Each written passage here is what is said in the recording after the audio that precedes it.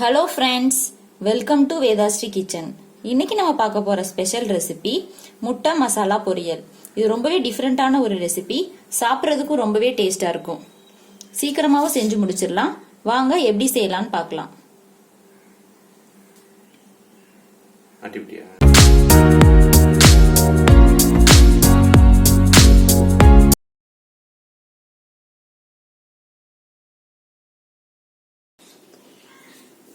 முட்டை மசாலா பொரியல் செய்யறதுக்கு ஃபர்ஸ்ட் ஒரு கடாய் எடுத்துக்கோங்க. கடாய் நல்லா சூடானதும் இதுல ஒரு 3 டேபிள் ஸ்பூன் ஆயில் சேர்த்துக்கலாம்.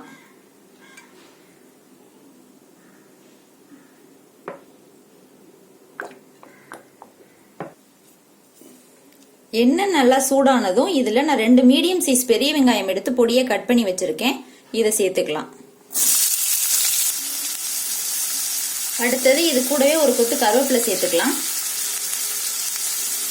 இந்த முட்டை மசாலாவுக்கு கொஞ்சம் வெங்காயம் அதிகமாக தான் சேர்த்துக்கணும், அப்பதான் டேஸ்ட் ரொம்பவே நல்லா இருக்கும்.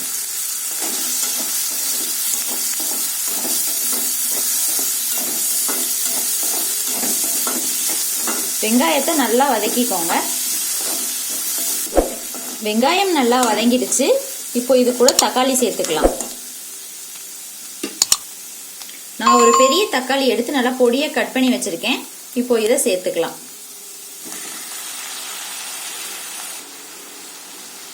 இப்போ இது கூடவே இந்த டிஷ்க்கு தேவையான அளவு உப்பு சேர்த்துக்கலாம். சேர்த்து நல்லா வதக்கிக்கோங்க.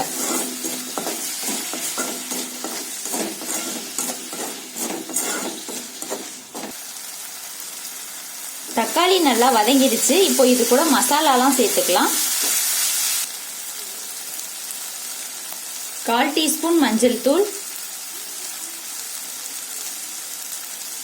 1 டேபிள் ஸ்பூன் மிளகாய் தூள், 1/2 டீஸ்பூன் சோம்பு தூள், 1/4 டீஸ்பூன் கரம் மசாலா. இந்த மசாலாவோட பச்சை வாசனை போற வரைக்கும் நல்லா வதக்கிக்கலாம்.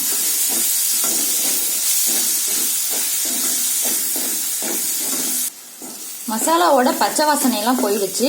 இப்போ இதை ஒரு ஓரமா எடுத்து வச்சுட்டு நம்ம முட்டையை சேர்த்துக்கலாம்.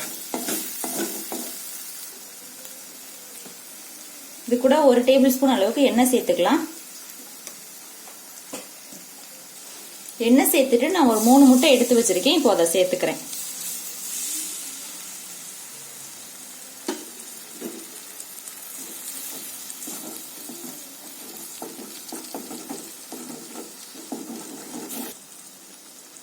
முட்டை சேர்த்துட்டு உடனே கலந்துடாம கொஞ்ச நேரம் விட்டுட்டு அதுக்கப்புறமா கலந்துக்கோங்க.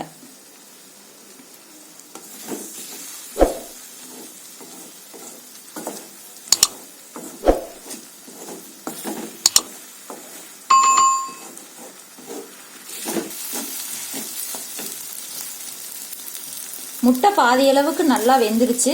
இப்போ இது எல்லாத்தையும் மசாலா கூட சேர்ந்து நல்லா கலந்துக்கலாம்.